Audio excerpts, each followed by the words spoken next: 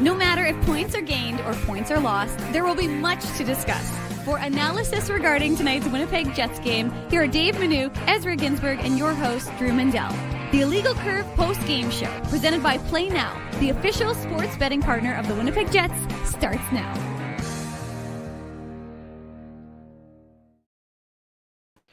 Good evening, Winnipeg. Good evening, Manitoba. For all those joining us live this evening on our YouTube channel and all of our social media platforms, we say good evening, universe, and welcome to the Illegal Curve post-game show. Along with Dave Manouk, I am your host, Drew Mandel, here to discuss the Winnipeg Jets for the first time without Connor Hellebuyck in net.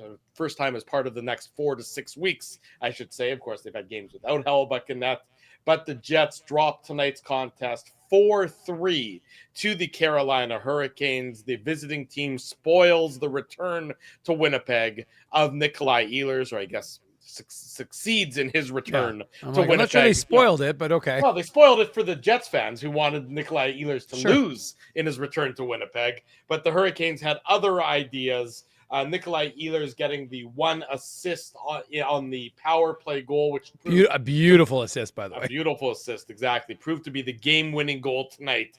The Jets dropped the 4-3 decision to the Carolina Hurricanes. Lots to discuss in tonight's contest, Dave M. Lots to discuss today in general about the Winnipeg Jets. We did so earlier at 12 noon when we did our noon hour show at City Place. Always great times there. And we'll discuss, of course, more tomorrow morning at 9 a.m. on the Illegal Curve Hockey Show. But for tonight, we'll focus on this game between the Jets and the Hurricanes. And if you had told most anybody that at the start of tonight's contest, before the game got underway, that the Winnipeg Jets would give up all of one high danger chance against, at 5-on-5, then you would probably say, well, that's going to be generally a pretty good outcome. We talked about this afternoon. The middle of the net, the middle of the ice, the score zone, if you will, had to be a no-go zone for the Carolina Hurricanes. And the Jets, by and large, succeeded in that. Carolina was, for the most part, to the outside. But when the Jets made mistakes and you give up a power play goal, you give up a shorthanded goal, those are mistakes that are going to end up hurting you, and they ultimately do. A bad second period by the Winnipeg Jets cost them tonight's contest, and they lose by that 4-3 margin. Given the fact that they gave up a goal on the first shot of the game, it turned out a lot better than it looked like it was going to within seconds of puck drop. So they did get things going back in the right direction in the first, and of course had the lead after 20 minutes. So an interesting hockey game, no question about it, Drew. And as folks in the chat are putting forth, the middle frame to forget, not a good second period by the Winnipeg Jets. But I mean, Carolina wasn't as sharp. I want to say, though, Nikolai Ehlers was he was everywhere. It was amazing. Like Dan must have said his name on the broadcast like 100 times. Like it was quite remarkable. And that pass to set up the goal, spectacular. Seth Jarvis, him and his friends were featured once again on the Hurricanes broadcast, and no surprise there. Lots of folks wearing Hartford Whalers jerseys, and it was a good atmosphere. I will say that, and I credit Nikolai Ehlers. Couple of things. One was that as warm-up concluded, he went to all four corners of the bowl to give folks, young fans, pucks and kind of take it all in. Tried to force Mark Scheifele to lose the last man on the ice challenge, but of course 55 outweighed him. But and then obviously the tribute. I mean, the tribute was significant, and Jets did a good job on it. So credit to them, and you could tell that it shouldn't say significantly, but it impacted Nikolai Ehlers, and he was very touched by the effort put forth and the standing ovation. I mean, fans were on their feet before it even they knew it was coming, and the fans were on their feet to cheer Nikolai Ehlers. And even though he got some boos throughout the course of the game, because that's what happens when you're one of the best players on the ice. So I think those boos had a lot of love in them at the same time. Oh yeah, for sure. They weren't malice-filled boos that you've seen for other players who've returned to Winnipeg who didn't want to be here and things of that nature. Those were respected. We still we're gonna boo you because we respect you kind of boos. Well, I can't say they were or where they weren't because I don't know the mindset of the people who were booing at that moment. But I will tell you. Yeah, I can extrapolate. But I will tell you that it just seemed like he was kind of a man on the mission, and he looked good in the game. So again, it's less than ideal because as I've talked about on this morning's show, Drew, and or this afternoon's show, I should say. Yeah. Minnesota won. They beat Pittsburgh 5-0. So now Minnesota's leapfrogged the Winnipeg Jets again. I'm not saying that you're going to start panicking at the disco, but the Jets now are in the wild card spot and no longer in the top 3 of the Central. So you can ill afford to lose these types of games. And this was a game I actually thought it wasn't that the Jets played terribly in this game. They were in it, and there were chances. Although so much for Big Daddy's prediction about Kochetkov in that. It's funny because I thought it was going to be Boosie, and then Ezzy and then it was weird because Ez went like very definitive, and I was like, oh, well, maybe he knows something I don't. So I'm like changing the pregame report, and then afterwards I'm like, oh great, Boosie, not.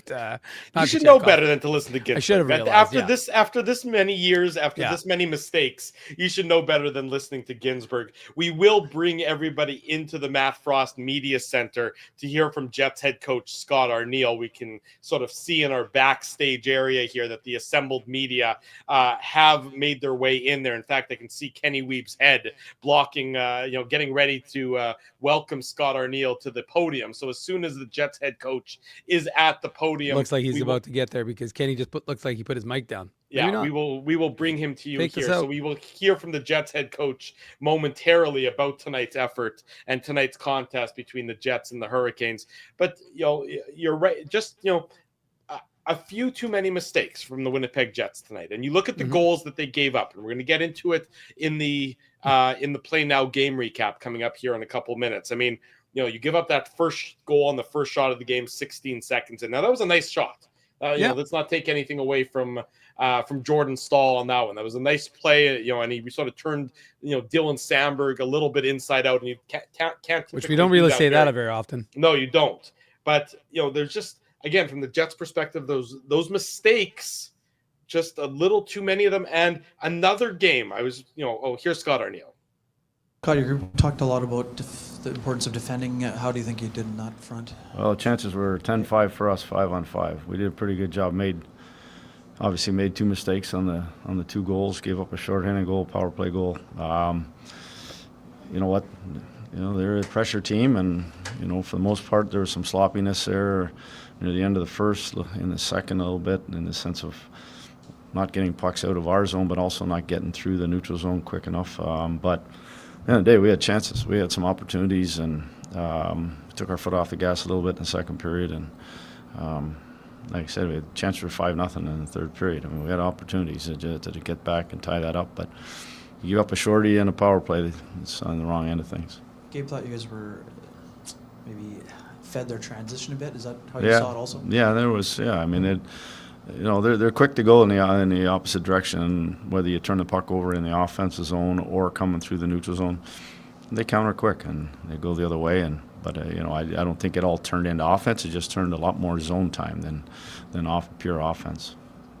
How do you think that Eric Crom did with, knowing he has a bigger role, and then they score 16 seconds. And overall, what did you? Yeah, I mean, we got caught right off the bat there on a transition play, and I felt for him right away. But then he settled in. He made some big stops in that first there, and on the penalty kill, he had to make a couple of real big stops. We don't want him to. It's not a situation where he has to stop 40. That's not. We need to play better in front of him. The couple of mistakes we made are things that we need to clean up for him. And whether it's him or it was Helly, that just, you give up those kind of opportunities. You give up 4 goals, you're chasing the game. And I just, I thought that he was rock solid, and he's just his consistent self. Did you say anything to him in particular after the game? No, we'll talk tomorrow. Yeah. In that sort of area between the top of the circles and your blue line where some of those pucks got turned over, what goes into that? Is it just execution, or is it maybe thinking about the next play in the neutral zone and just not being an option? Sometimes you think you have more time. The one thing that, more time than you actually do. The one thing that with Carolina, they track hard from behind, but they also their D attack forward. So it's you're not used to playing a team like that. There's pressure coming from all angles, and you can't go east-west. There's no east-west against a team like that. It's north-south, and you can't. They track so well, and their D gap up really tight. I thought there was in the first there we had some great looks. We had some good opportunities, some odd mans that we didn't capitalize on in the sense of getting shots directed to the net front. But we did a good job of it. In the second period, it wasn't as good. But that's just that's puck management. That's recognizing, do you have space to make the next play? Is that to chip it out, gain zones? Gaining zones sometimes against teams like that is what you need to do, just so you can get into that offensive side. Gabe gets 2 goals today. One, probably puck luck paying him back from something earlier in the year. And then he was also a factor in those plays you're talking about, some of those rushes that maybe shots didn't end up happening. With that line, do you just basically say go create because they can do it, or do you have to sort of fine-tune it a bit? No, I don't talk to them too much about their offense. They're in tune with each other pretty well. I thought Gabe could have shot a couple more. I think, like you probably noticed it as well. He had some looks where he tried to make one more pass. Even the second goal was trying to throw it across ice. That's just that's Gabe being Gabe. He doesn't want to be selfish about it. But there's sometimes with that shot of his, I'd like to see him take it a little bit more. But at the end of the day, he hadn't scored in a couple, and so it's nice to see him get a few. As you guys go into this stretch without Connor Hellebuck, how much do you think the focus on defensive structure, like you said, and the urgency in that area can actually really help you guys later in the season? Yeah, well, that's we've talked about it sort of the start. We got off to a real slow start in our defending, and it has to be, whether it's Connor or Combs in the net. We have to have. There's a certain way we need to play each night, and this league is too good. If you give up quality, if you give up opportunities, teams are going to take advantage of it. So that is something that we have to continue. I'm happy that we give up five on chances. I'm happy about that part. I didn't like the 2 goals that went in, and obviously the other 2 that were on specialty teams. We'll look at that stuff and talk about it. But at the end of the day, our last 4 or 5 games has been a lot better, a lot more like how we want to play. Scott, you haven't had to chase a lot of leads this year, but there was a lot of aggressiveness from all 5 players in the ice, especially in the third period. What can you say about kind of the decision-making to sustain a lot of that ozone pressure? Yeah, I don't know if it's, sometimes it might be the opposition sitting a little bit on it, on their lead. That was a big goal, the third one, after they had just scored on the power play. And you know what? We're a real solid and real good team, real hard team to play against. And we make teams play below the goal line. When we make them go down, we turn pucks over inside the line or try to get cute there, then it's you're just chasing it. But I thought we did a real good job in the third of playing deeper to start. We either drove deep or we chipped the puck or we hard rimmed it, got those pucks back, and that created that kind of sort of the motion and movement to allow us to get some looks. I thought that, we'll have a little chat with our D-men. We had some real good plays where we spread them out and got them to the top, and we got those shots blocked. It's something else that kind of sort of limited those second, third opportunities that happen off of the scrambles, rebounds, tips, those type of things. So there's some areas that we need to clean up offensively as well. What do you think of the line tweaks, how it worked in the third? Yeah, that certainly has a lot to do with what I knew Roddy was up to there, obviously with his big guys, or his, the big line of his was stalling them. So I was just trying to get a match that was trying to work how we wanted to go. So it just, sometimes you do it to spark it, and I thought we did all the lines did a pretty good job of, creating some offense, some zone time. Thank you.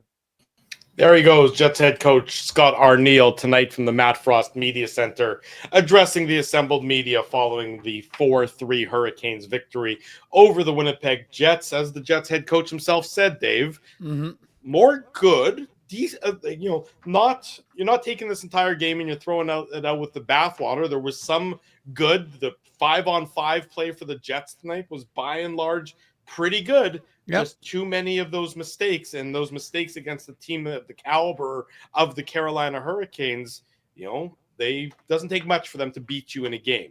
And so you give up a shorty, you give up a power play goal. Well, all of a sudden, you're chasing the game a little bit more than necessarily it reflects on the Corsi score sheet, if you will. And as a result, the Jets drop another one in regulation. We've talked about that, but just even if you are able to tie this game and get it over to the extra point, well, the Jets are not able to do that. They continue to struggle to getting even any victories whatsoever, or any defeats in extra time. In fact, them and the Bruins are the only two teams without an overtime defeat this year.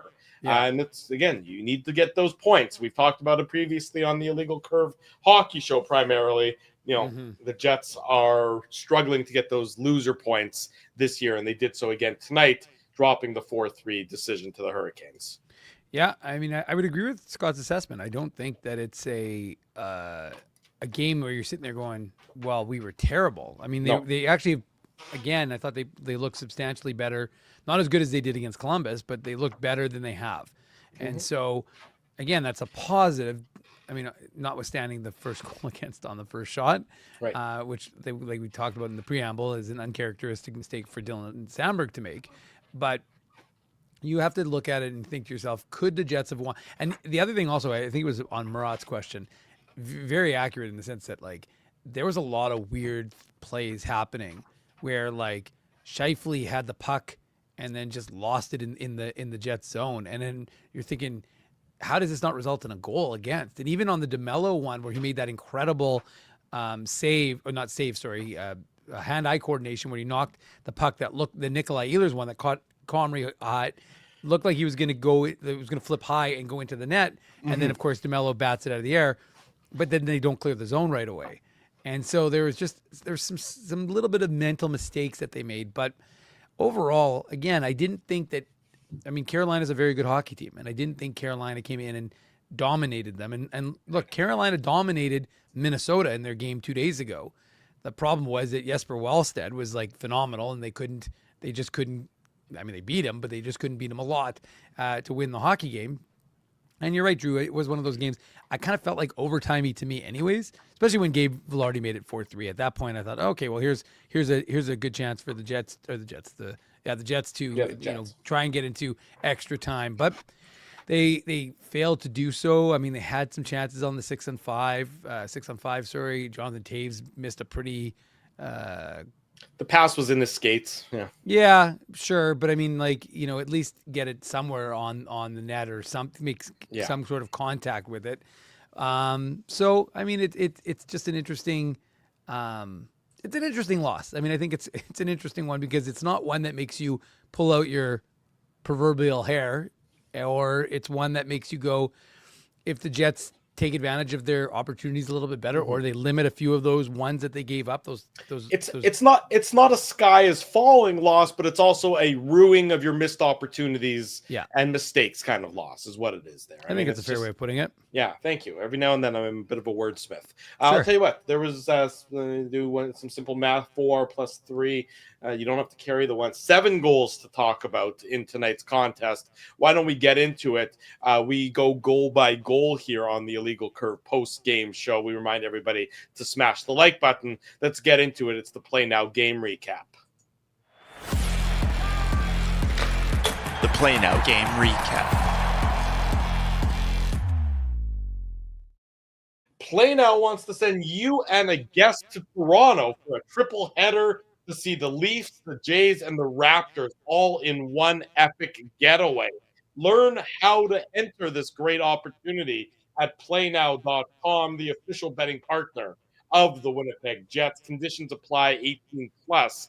Enjoy responsibly. Big thanks to our friends at PlayNow for their continued support of the Illegal Curve post-game show. You mentioned the DeMello play where he batted the puck out of the air.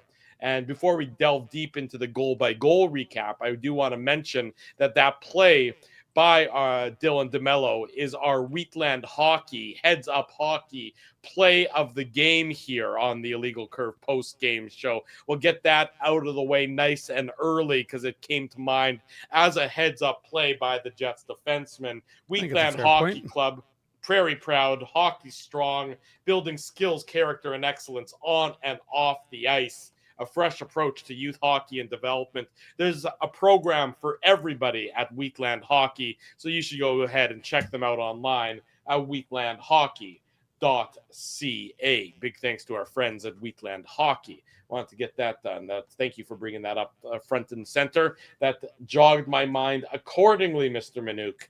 Okay, good to know, Drew. Yes. Jog my mind. I need all the jogging I can get, both in my mind and physically. Yeah. The Hurricanes open the scoring, 1-0, 16 seconds in. Before you've even had time to, get into your chair, it's 1-0 for the Hurricanes. The Jets are in a good position. They have the puck in the Hurricane zone. Johnny Taves rings it around the board. It goes, at the far boards. It's William Carrier. It gets the puck. Neil Pionk with what I would describe in this instance as an ill-timed pinch. He doesn't succeed in squeezing the play off, in ending the play. Carrier and Pionk the puck gets by both of them, allows Jordan Martinook to pick it up and feed it over to Jordan Stahl, who breaks in one-on-one against Dylan Samberg. Yeah. And, he makes Dylan Samberg, he turns him inside out a little bit, and then he absolutely rifles a shot past Eric Comrie. Not how the Jets and Comrie wanted to start tonight's game. Let me tell you that's for sure. But it is 1-0 very early on, 16 seconds into the game. The Hurricanes lead on the goal by Jordan Stahl.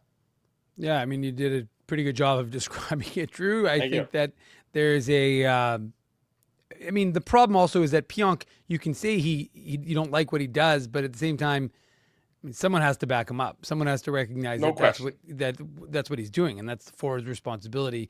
Not often, again, that Dylan Samberg gets turned inside out. Jordan Stahl, kind of a good player, kind of a veteran player, but and it is a great shot, but not one that's ideal because it does. Remember, this is. Let's just bring everyone up to speed. I would imagine that all the folks who are watching the show know what's going on, but Connor Hellebuck, of course, as you mentioned earlier, Drew, he's out with the knee situation, having that procedure tomorrow. So we know the expectation is 4 to 6 weeks without him. And so you think that the Eric Comrie era, and we've talked about it, Eric Comrie 4-1 coming into this matchup. He played well throughout the course of this season, but you knew there was going to be a lot of pressure on his shoulders. And so for that goal to go in and kind of really create a little bit of a sag, there's a lot of excitement. Like there's a lot of festivity, before, like I mentioned before, Nikolai Ehlers in the warm-up. People are excited. Thomas Milic getting to be a backup for the first time in his career as a third-year pro for an NHL team. Pretty cool for a kid who was playing in the ECHL last year, right? So there's a lot of kind of cool moments, and then you think that they might have been able to build on it, and instead it sucks the oxygen out a little bit, and it's a sold-out crowd. There are a lot of folks in the building, a lot of excitement, and suddenly you're now chasing the game 16 seconds into it. It didn't take them long to stop chasing the game and equalize the game. The Jets were able to do that 3 minutes and 29 seconds later. Josh Morrissey, his 5th of the year, assist to Scheifele and DeMello. And it's just a real jumbled sort of quasi-line change by the Hurricanes. I don't know what their read was on this one, but you have about 4 guys who decide to go for a line change or just get discombobulated is the word I would use it, near the Hurricanes bench. Dylan DeMello just passes the puck up, bank pass to Mark Scheifele, and both Scheifele and Connor and Morrissey is the trailer here are coming in almost on a quasi 3-on-1 against Jalen Chatfield. You see, Sebastian Aho realizes what is happening in this instance. It's all bad for the Hurricanes, and he's trying to scramble to get back into the play. Scheifele, he could have gone to Connor, he could have gone to Morrissey. They were both sort of wide open there. He elects to go to Morrissey, and Morrissey makes no mistake, beating Brandon Bussi to tie it up at 1 goal apiece before the 5-minute mark of the first period. And that goal is huge. It allows the Jets to feel like, hey, look, we're back in this hockey game. And you're right, Drew, it's an unexpected breakdown from the Hurricanes. And it's a really heads-up play by the Jets. And you credit I mean, we've talked about how good Mark Scheifele, his shot is and how good his passing is. And you're right, he had options. And he went to Josh Morrissey, and Josh Morrissey makes no mistake. And amazing what he's been able to accomplish. When we were talking about how I mean, it's funny how the narrative was no goals from the back end, no goals from the back end. And yet then instead there you've got a situation like this. So, I mean, again, very unusual that the Hurricanes chose to go like you have an ineffective play to get the puck out of your end. Right. You just put it into you put it shallow into the neutral zone. So it's not as if this puck is deep or close to the Jets' blue line. It's still on the other side of center. Yeah. And so from the Jets' perspective, I mean, that's what you want to see, the opportunism and real nice play by Josh Morrissey to kind of almost use Kyle Connor as a screen and go around him. Connor gets out of the way and he fires that home. So suddenly you're like, okay, well, the Jets are not allowing that goal 16 seconds into the game to impact them. And in fact, they're taking it to Carolina. So a good play by the Winnipeg Jets, and suddenly it's a 1-1 game. It kind of erases that poor start. Yeah, it was just an utterly bizarre read by the Hurricanes because they just flipped the puck out of their own zone. Just a simple neutral zone turnover. I think it's Svechnikov, if I'm not mistaken, who just sort of flips it out to try and relieve some pressure. But it's not a kind of relief of pressure that allows you to make a line change. And just a terrible, terrible decision by the Hurricanes. Most of the men who are on the ice in this instance, and it's a bizarre one. And the Jets don't mind, though. They'll say thank you very much. For a team that typically doesn't make errors like that, they made one there, and it cost them the lead, tied it up at 1 goal apiece. 3 minutes and 45 seconds. The Jets get their only lead of tonight's game just under 6 minutes later. It's a power play goal. Gabe Vilardi, he gets his 7th of the year assist to Cole Perfetti. Also a bit of a weird one in that, the Jets are on the power play. The Hurricanes have possession of the puck. So they've done a good job. They're at first the puck is in the Jets defensive zone. It comes back out to Mike Riley, who's got the puck in the neutral zone. He's got the opportunity just to fire it in, to just fire the puck in. There's no worry about icing. There's no worry about anything along those lines because they're shorthanded, the Hurricanes are. Instead, he just sort of shoots it into the pads of Gabe Vilardi, into his shin pads. And, credit for Vilardi, I guess, for being on top of Mike Riley in this play. So that's a good spot. But it ricochets off of Vilardi's pads right onto the stick of Cole Perfetti. And now Perfetti and Vilardi come in on Brandon Bussey. I'm not sure if it's Bussey or Bussey, so I'm going to call them both throughout the course of the show. You're throwing him under the Bussey. There you go. And so it's almost like a modified – it's almost like a 2-on-0. There is a Hurricanes player, in this case it's Jordan Martinook, who's just maybe a quarter of a stride behind the play. But not a good play by Mike Riley. Good play by Vilardi, good play by Perfetti, and the Jets have a 2-1 lead. And the game's not even halfway through the first period. It's an entertaining opening 10 minutes in downtown Winnipeg tonight. Well, for sure. And, it's funny because Martinook, he Drew, if you watch him, he was kind of cruising because he wasn't expecting that play at all. So regardless of what Hurricanes are in such a good position here, the puck is on Riley's stick, just fire it in. Yeah. So I'm sorry, I just read this comment from Dino. Wait, if Helly is getting surgery tomorrow, why didn't he play tonight? That's a good one by Dino. So got me out of my rhythm, my thought, and that made me chuckle. Yeah. But no, I mean, it is an interesting situation, Drew, that you now have a 2-1 lead over a Hurricanes team that really, again, came out right, and you didn't, and yet you didn't allow that to impact you. So you're watching it and you're like, all right. And you're right. It was a very entertaining first period. I mean, it was back and forth. There were lots of chances, some weird plays. Like I said, the sticks breaking and guys just kind of leaving pucks. A lot of trying to fly the zone in order to take advantage of what they think were opportunities coming. But yeah, here's an instance where and remember, special teams, it doesn't sound very good for me because what was one of the things I talked about on this afternoon show is I said, if it's a 5-on, special teams. Yeah, I said 5-on-5 should favor the Hurricanes. Special teams should favor the Winnipeg Jets. Well, the Jets did get a power play goal, so I wasn't entirely wrong, but giving up the shorthanded goal is pretty difficult. Although, nobody, as much as everyone loves Seth Jarvis, nobody's happy for the Winnipegger except for his friends, family, and his buddies who were all at the game. But I don't want to skip ahead too far. Right. But it is a nice play by Gabriel Velarde for, and it was, again, I would suggest that everyone in the chat who was watching the game was watching that and thinking there's a 0% chance that Cole Perfetti is absolutely going to make that pass.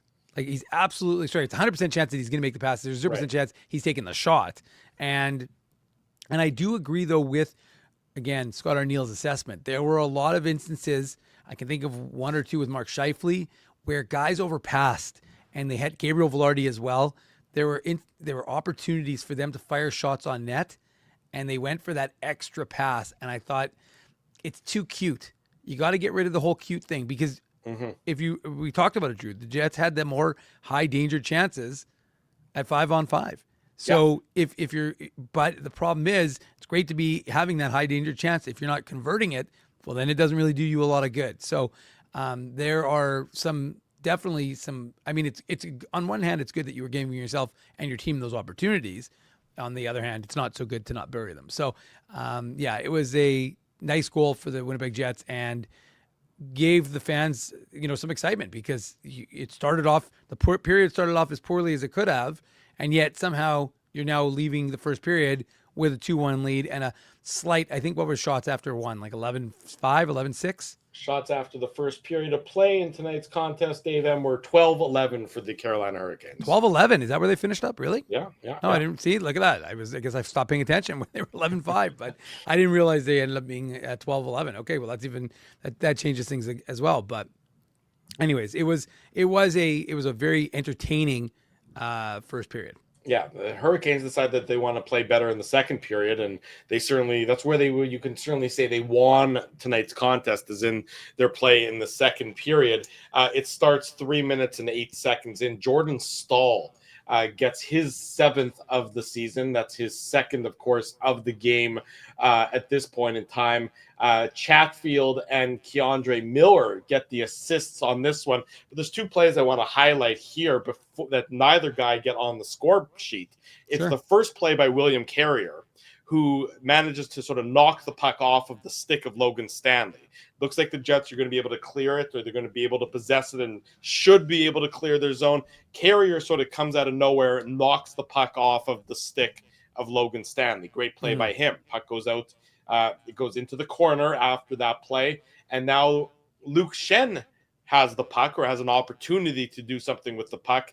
Jordan Martinook comes in, and he wins the puck battle to get the puck away from Luke Shen. It was not a good night for Stanley and Shen, possession-wise. I think they were something like 28% as a duo. We've said what we need to say about the Luke Shen, play as of late. The decisions are being made that are decisions that I can't fully comprehend.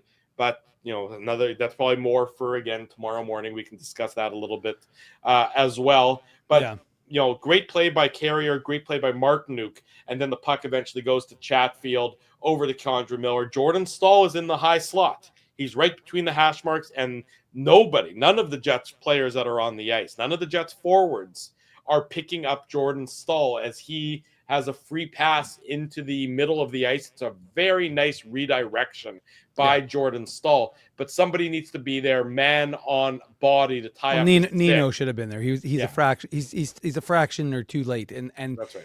The players are switching here because Lowry is up at the point. He's high. Against trying to block the play from Chatfield. So the forward group needs to be switching here, and as a result, because you're trying to make those kinds of switches in this case, Nito is a half a step behind on Jordan Staal, and so the Jets just 2 turnovers and some bad.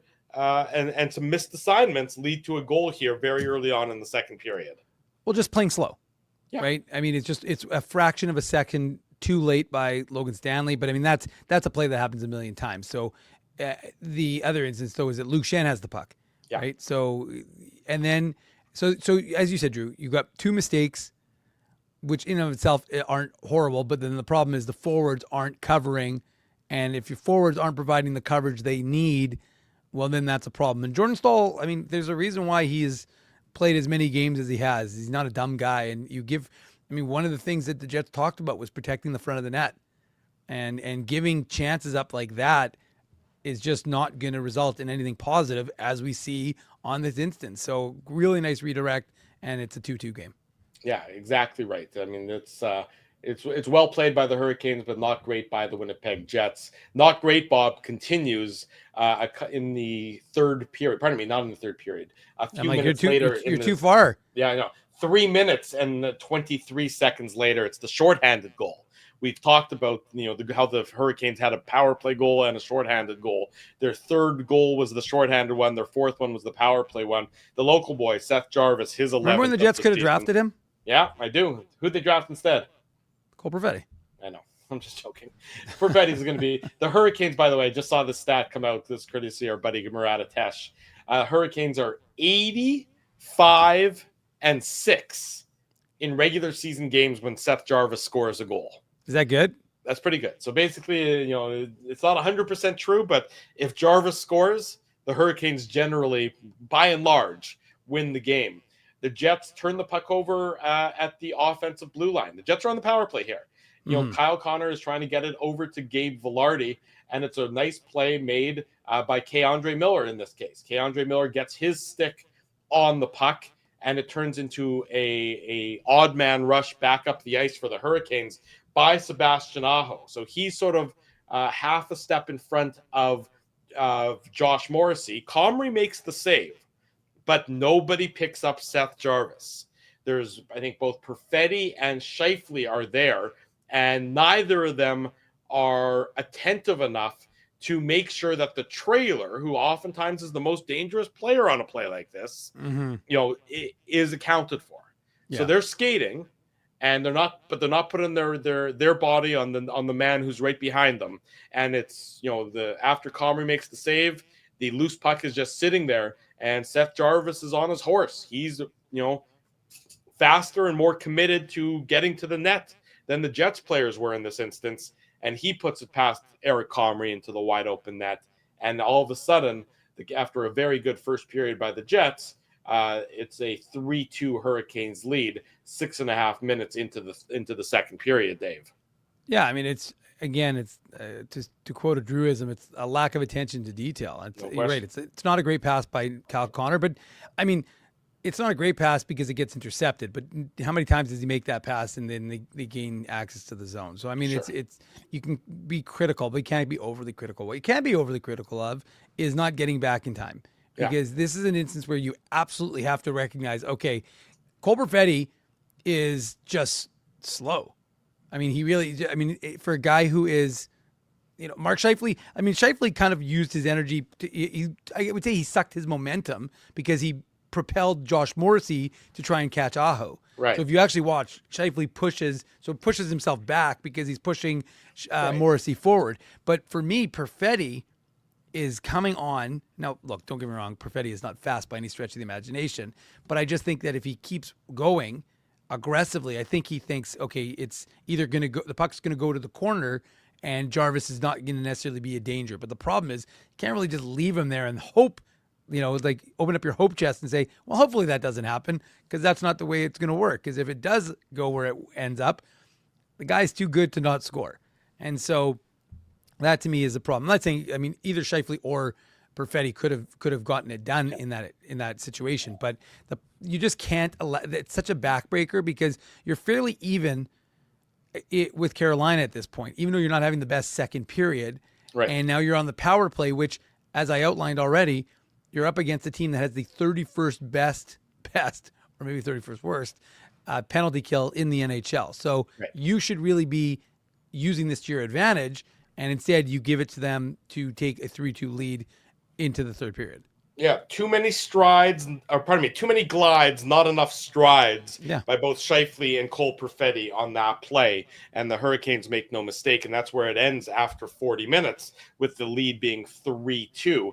They make it 4-2. Power play goal. We talked about it. An area of the game where they haven't had a ton of success this year. They had success on this one, largely thanks to an unbelievably nice pass by Nikolai Ehlers. He gets on the game-winning goal. Isn't that Interesting. Yeah. He gets the primary assist. Sebastian Aho gets the secondary assist, and Andrei Svechnikov gets his 7th goal of the season. It's a prototypical seam pass to the one-timer. Obviously, the Jets are not pleased about giving up that seam pass. It looks like the gap between the Jets' 4-man unit is too big, which allows the seam pass to come through from Ehlers. It's a great pass right onto the stick of Svechnikov. I mean, the defenders for the Jets are Lowry and Koepke and Pionk and Sandberg, and there's just too much space for Ehlers to make that pass. I mean, he has to execute it, so kudos to him for executing the pass as well as he did here, something we've seen more than once in his time in his tenure before here in Winnipeg. But the Jets, 4-man unit, just a little too wide, a little too much gap between the 2 men up and the 2 men back on this penalty kill. And, you tee it up for Svechnikov, and, this is an easy sort of one-timer for him. And all of a sudden, the Hurricanes have a 4-2 lead 3 minutes and 19 seconds into the third period. Yeah, and it's really, I mean, how many Jets fans can say they've seen that before? Because it is a ridiculous Nikolai Ehlers pass across to Svechnikov to what would turn out to be the game-winning goal, 3:19 into the third, and it really did feel like, okay, well, that's it. 4-2, Jets, don't necessarily have it going on, even though, again, like I said, their 5-on-5 game was solid enough, but it just felt like a little bit like it's going to be hard to overcome that. But as I said, I'll be honest with you, I was watching that game. I was like, well, there's a good chance that they can maybe get to overtime, right? And you're right, Drew. I mean, it is 1 goal short of that. Yeah, and well, fair, good math there, Drew. Good mathing.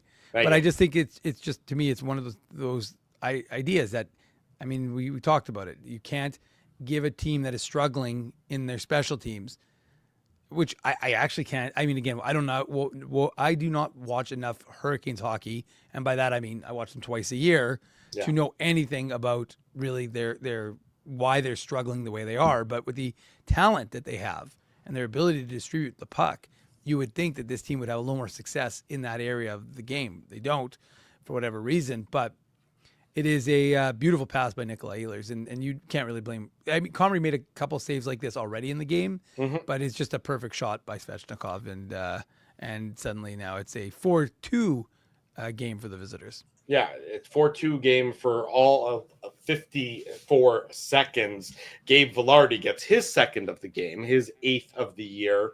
Kyle Connor getting the assist on this one. It's an offensive zone turnover by the Hurricanes. Keandre Miller has the puck in a very good position. He sort of got it on the end boards and moving it around the net from Eric Comrie. I think he's trying to get it back to the point, and either he fans on it or he doesn't get all of it on the shot, and it allows Kyle Connor to intercept the pass, and then it's sending in Connor and Vilardi in on a 2-on-1 against Jalen Chatfield for the Hurricanes, and then the Jets get the fortuitous bounce. The puck is on the stick of Vilardi. He's trying to get it back across to Kyle Connor. It deflects off of the skate of Chatfield and past Bussi to give the Jets to cut the lead from 4-2 to 4-3, and there's still 15 and a half minutes to go in this contest. Just sort of out of nowhere. It's just a little bit of I don't know if that it was necessarily a soft pass by Keandre Miller, but just didn't get enough on it, and Kyle Connor quickly intercepted it and transitioned it up the ice to Gabe Vilardi. Yeah, I mean, you talk about striking back. I mean, we saw it, as you said, Drew, in the first period where they were able to strike back. This was even quicker than in that instance, but it just suddenly you're like, okay, well, are they going to be able to overcome this? Because even though, I mean, it's not the nicest goal, the fact of the matter is that sometimes you have to get a little luck in order to offset sometimes when you don't have that same sort of opportunity. So it's not a goal that really requires a lot of breaking down, other than the Jets played it right. I mean, it's a nice move by Kyle Connor. It's a nice pass. It's a good read by him. I'll give him credit. I mean, Miller doesn't. But even though it goes into the net, I mean, let's be realistic. Gabriel Vilardi's passing that puck, right? It's not like he was shooting to deflect it off of the defenseman and into the net. So here again is a chance where the Jets have a puck and again, I think it's probably the right decision to make that pass, but it just becomes a function of, is Velarde are all these guys just thinking pass too much and not shot enough and not have that shot first mentality? So that's something to discuss. I think it's a talking point because the coach talked about it. The coach mentioned how he needs some guys to be a little more selfish and take those opportunities and to fire the puck at the net, because you look at the chances that the Jets generated. There were some other times in this hockey game where shots that were fairly innocuous looking maybe could have turned into something, right? We saw a number of plays where they just fired at the net. I'm thinking of the one where they reviewed it with Nino Niederreiter in front. And I mean, it lands and Boosie covers it, but at the same time, it's just like, you need more of that. You need the ugliness. You don't need the what's going to show up on SportsCenter to be a top 5 highlight. You need something that is just going to be greasy and it's going to tie the game for you, or it's going to play more of a down low game. That's what Scott O'Neill said in his press conference. Turn a 2-1 game into a 3-1 game. I mean, we saw it when the Jets took that lead against Columbus, but they didn't have that killer instinct, right? And then not in Columbus, against Columbus, I'm saying, but in this instance where they had the chance to maybe try and take that 3-1 lead. And again, Boosie made some saves. I'm not going to malign his play, but to me, it was a function of this team needs to think less about being selfless and be a little more selfish, because there's a lot of good shooters on this team, and they need the puck to go in the net rather than they need north-south. They don't need east-west. They definitely very, very true about that, Mr. Minuk. 4-3, the Carolina Hurricanes defeat the Winnipeg Jets in tonight's contest. The Jets, of course, back in action with a matinee affair on Sunday. They'll practice tomorrow as well. And we remind everybody, 9 a.m. tomorrow, the Illegal Curve Hockey Show has so much to discuss. What a busy day. We even get a chance, we spent the first hour this afternoon at City Place really talking about the Connor Hellebuck news. We'll talk more about that tomorrow. Murat Atesh is going to join us. Jesse Pierce, who covers the Wild, is going to join us as well to talk about the Jets' opponent on Sunday. But we haven't even got to the Lowry contract extension, haven't got to the Brad Lambert trade request, which is hilarious. Yeah. About all of that in detail tomorrow morning, 9 a.m. on the Illegal Curve Hockey Show. Before we do that, though, of course, we have much more to discuss tonight here on the Illegal Curve post-game show. We'll pay some bills. We'll come back and do that. Drew Mandel, Dave Minuk. It's Friday night. Don't go anywhere. The Illegal Curve post-game show presented by Play Now continues. I want to thank you for not betting with Play Now and choosing our illegal gambling site instead. Because we couldn't afford things like this without your money. So much of your money. Now you might have questions like, do our profits benefit your community? no. Or bet with Play Now, Manitoba's local legal and secure gambling site. Dining, entertainment, parking, and convenience, all in one spot. City Place is located in the heart of downtown Winnipeg, attached to the Canada Life Center. Whether you're working, living, or out for a night in the downtown, make City Place your go-to destination before or after the fun finds you. Lunchtime, game time, anytime. Visit City Place at 333 St. Mary Avenue, next to Canada Life Center. Boys, I've made an important life decision, and I need your support. Oh, boy. I've decided to get a grill. You mean a barbecue grill for cooking? Like, that's not an important life decision, Ezzy. No. A grill for my teeth. A grill for your teeth? Do I even want to know why you're doing this? It's simple, really. Every time I go to Holt Dental, I get treated so very well by Dr. John and his team that I need to keep finding additional reasons to go back. I rely on Holt Dental for all of my dental needs, and they do it all, from regular cleanings to cosmetic dentistry.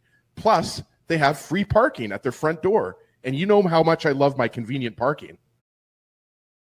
For all your dental needs, Illegal Curve recommends Holt Dental, conveniently located on Taylor Avenue near Grant Park Mall. For more information, visit them online at holtdental.ca. Guys, big news. You know how I'm always misplacing my cool stuff? Well, Big Daddy has a new hobby, labeling. Labeling is your new hobby. You got it. Ever since I discovered Label Daddy's washable labels, I just can't stop labeling. I'm labeling water bottles, hockey sticks, cereal boxes, roast chickens, team jerseys. Everything deserves a label. I can think of a label or two for you. Best part is that Label Daddy is the only label company officially licensed by the NHL. So my labels are personalized and can have the Jets logo on them. Just search NHL on the Label Daddy website. For almost 2 decades, Label Daddy has been helping people to not lose their stuff. It's the most affordable insurance policy around. For customized, washable, peel and stick labels with no ironing or sewing required, visit labeldaddy.com and search NHL for the label pack belonging to your favorite team. For over 40 years, Rumors Restaurant and Comedy Club has been Winnipeg's home for stand-up comedy. Renowned in the comedy world as a must-play venue, Rumors has recently been named Canada's top comedy club and a top 5 comedy club in North America. From birthday parties to date nights to fundraisers, wedding socials, and everything in between, Rumors is your destination for the best live entertainment Winnipeg has to offer. For information on upcoming shows, Rumors' incredible promotions, and to purchase show tickets, visit rumorscomedyclub.com. At Boston Pizza, a fast lunch doesn't have to mean fast food. Now you can get a $15 lunch served in just 20 minutes, including your choice of a main, side, and drink. That's right, lunch for $15 at your local Boston Pizza.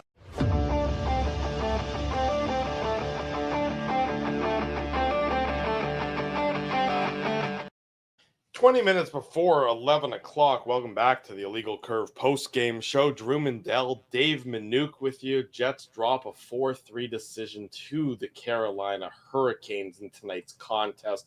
We remind everybody, if you haven't already done so, smash that like button, subscribe to the channel, turn your notifications on. That's what we ask of all of y'all, to do that so that we can keep bringing you this great programming. We remind everybody that our next live on location broadcast is coming up on Wednesday, December the 3rd. So that's not this coming Wednesday, but it's a week from this coming Wednesday, 6:30 p.m. Boston Pizza, Taylor Avenue, our home away from home. The Jets are going to be playing against the Montreal Canadiens. We're going to be having the Illegal Curve Holiday Hullabaloo. So join us, not this Wednesday, but Wednesday, December the 3rd, the Jets at the Montreal Canadiens, 6:30 p.m., Boston Pizza, Taylor Avenue. I'll be there. Dave will be there. Ezzy will be there. Producer Tim will be there. I assume Colby will be there. So many of your other Illegal Curve friends and family are going to be there. Wednesday, December 3rd, Illegal Curve, Holiday Hullabaloo. It's going to be a great time. We're looking forward to everyone being there on the 3rd of December. I do like that Holiday Hullabaloo. All about the alliteration, Mr. Yeah, you need some sort of like, I don't know, you got to be like a T-shirt or some sort of like poster. You need something, Drew, to kind of really sell it. Some more. I need more. I just my verbal hullabaloo is not enough. It needs to have some sort of special. Feels like it's something. No, it just seems like something that could be like, really just put out there for the market. That's all I'm saying. Okay, fair enough. I'll take that under advisement. See what I can whip up. I'm not the most creative sort, but I'll see what I can do for you. I take your words to heart is what I do in that instance. Appreciate you. So the Jets, of course, next in action on Sunday. We'll talk about that in much more detail tomorrow morning on the Illegal Curve hockey show. So we're looking forward to that one as well. The three of us will be back to take care of that. The Jets, obviously, without Connor Hellebuck moving forward. So that's 0-1 so far without Hellebuck. We know what the record needs to be, or we have an idea of what the record needs to be. My 12-7 prediction so far, Drew, not looking so hot. Well, you know what? Nobody in this league is going to have any sympathy for you whatsoever. Nope. So you best, do it yourself. The Jets are still they still have that plus 11 goal differential. They still win. In terms of regulation victories, they're still second. They're tied with Dallas for second most regulation wins in the Western Conference, behind the juggernaut Avalanche. So the Jets are winning in regulation. They need to keep doing that, even with Eric Comrie, even with Thomas Milic in net. So it's all up to them to sort of, the players know how their game has to look. Right. For a lot of tonight's game, it sort of did look that way. So if you want to look at the glass half full side of things, sure, the things that they can clean up, the things they need to clean up aren't revolutionary ideas, small things here and there. By and large, if you mimic this game for most of the next 4 to 6 weeks, you should probably be in a decent position. We'll see more. We'll have a better idea tomorrow about any potential lineup changes for the Jets.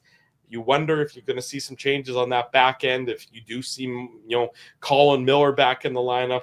Look, we've litigated that over and over and over again. I don't know that we need to litigate it anymore, at least tonight. But, I wouldn't be surprised if there's something changing for the Winnipeg Jets a little bit ahead of the Sunday matinee. No morning skate, of course, on Sunday, given I think it's a 3 o'clock puck drop, if I'm not mistaken. Yeah, I'm not certain exact 2 or 3 o'clock, but 3 o'clock sounds right, Drew. But yeah, I hope it's, I think maybe it's 2 o'clock. I don't know. I got to figure it out because the problem for me is Moose games are always at 2, so I just assume everything's at 2 o'clock. Of course, there's a Moose game at 10:30 this week. I'll be doing color alongside Daniel Fink. If folks want to listen to us do the broadcast, hopefully you'll come to the game 10:30. Although there'll be 6,000 screaming, yelling kids. It's 3 o'clock on Sunday. Okay, there you go. So yeah, I mean we'll see. I mean, obviously the Minnesota Wild come in here feeling good about themselves, beating up on the Pittsburgh Penguins. Obviously defeated the Carolina Hurricanes, so they are ahead of the Winnipeg Jets right now. So, yeah, the time is now for the Winnipeg Jets to get back on track. And like you said, I mean, they are feeling good about their game against Columbus. And it wasn't as if they didn't have chances to be either in this game in terms of tying it or even taking, like I said, a 3-1 lead, which maybe changes the trajectory a little bit. So, at least of the second period. So they'll have to go back, and they're going to have to, get ready for a big Central Division contest, and then they're going to head out east, right, Drew? So yeah, it is going to be, as you said, the light part of this schedule is over. Yeah. So again, you've got a couple games against Buffalo, I think, during the next little bit. But at the same, although Buffalo pumped Chicago today, was it 9-3 or something? There's like no that? easy games in this league. There are no free spaces on any bingo card, at least this early in the season still. Yeah. All the teams, even the teams that are struggling, that are towards the bottom of their respective divisions, they still have pride. They still have hope that, a Buffalo Sabres team, they're, dead last in the Eastern Conference, but they're only 4 points out. And there's such a log jam there that there's no easy outs at all. Later in the year, once the writing is officially, so the cake is officially baked that you're not going to be a playoff team, sure, then teams are more willing to wave the white flag and they're more willing to mail it in. But nobody's mailing anything in. Yeah, exactly. So, I mean, the fact is that this Jets team is going to have to figure it out. There's not I guess what we're saying is that I guess what I'm saying, I can't speak for you, Drew, but what I would say is that they're 4 of 5 losses and going from 9-3-0. Remember, Jets were 9-3-0. And everybody was talking about this team is this and this team is that. And I know that, I saw the comment earlier that they beat Calgary 3 times. That's absolutely true. There's no question that their schedule was favorable. But at the same time, you're not going to sit there and cry over it. They were winning the games, and that's all that mattered, and they were banking the points. But the buffer that they built themselves earlier in this season is eliminated. Yeah. And they're not, again, to be clear, they're not out of it by any stretch of the imagination. But at the same time, they've got to get back on track. And look, if there's anything that's going to get the Winnipeg Jets focused, it's the Minnesota Wild. Sure. And that rivalry game. Yeah. So I mean, it'll be interesting to see what happens on Sunday. But I mean, they're going to have a good practice, and they're going to have to do something because the mistakes are ending up in the back of the net. So they played better. They lost the game. So I mean, moral victories are great, but you don't want to be December. Close only counts in horseshoes and hand grenades, right? Yeah, and so you don't want to be in December going, well, we've had a lot of good games, but now we're 10 points back of a playoff spot. So you need to get back and figuring some things out. Toot and sweet. Toot sweet, if you will. That's it for us tonight on the Illegal Curve post-game show. I'm wanting an extra long Moose Minute tomorrow, though, Drew. I'm telling you that right now. You can have it. You can have it tomorrow. You can absolutely have. I will not be denied. I've got 15 minutes that dedicated, 10, 15 minutes dedicated for you and the Manitoba Moose towards the end of the broadcast. That last segment of the show on Saturday is usually Moose focused, and that's all you. That's your time to shine there, sir. So you can absolutely have that as well. We say thanks to everybody who joined us tonight. All of you who So you don't want to hear about Kieran Walton's 1 goal, 2 assists in tonight's game? I do. I want that Sudbury? tomorrow. You can tell me about that tomorrow is what you're going to do. Okay. Smash the like button if you haven't already done so. Subscribe to the channel. Tell your friends, tell your family. The best place to be after each and every Winnipeg Jets game. And again, on Saturday mornings is the Illegal Curve YouTube channel. Big thanks to all of our sponsors, all of our friends. Rumors Restaurant and Comedy Club. Shea Dorena is at Rumors tomorrow night, Saturday night. He's been there all week. He's got 2 shows left. There are a very, very small number of tickets left. Shea Dorena is an absolute massive TikTok star. I think 7 million followers on TikTok, some crazy number like that, over 1 billion streams. So check him out tomorrow at Rumors Comedy Club, online at rumorscomedyclub.com. Play Now, they're the title sponsor. Holt Dental, City Place. We were there today. Always a great time. That was a lot of fun. Daddy. It was a lot of fun at City Place. It always is. It was, especially today with the Hellbuck news. It sort of gives you a little bit of a juice when right when you're about to do the show and you got that kind of breaking news. It gives you a little bit of juice to get a little bit more, even more excited about the broadcast. Label Daddy, they're a great sponsor of ours. Wheatland Hockey. And of course, our friends at Boston Pizza as well. Support these fine businesses because of their continued support of Illegal Curve Hockey. Mr. Manouk, thank you. For Dave Manouk, I'm your host, Drew Mandel. Until tomorrow morning, 9 a.m., we wish you good night and good luck. And thanks for watching the Illegal Curve post-game show.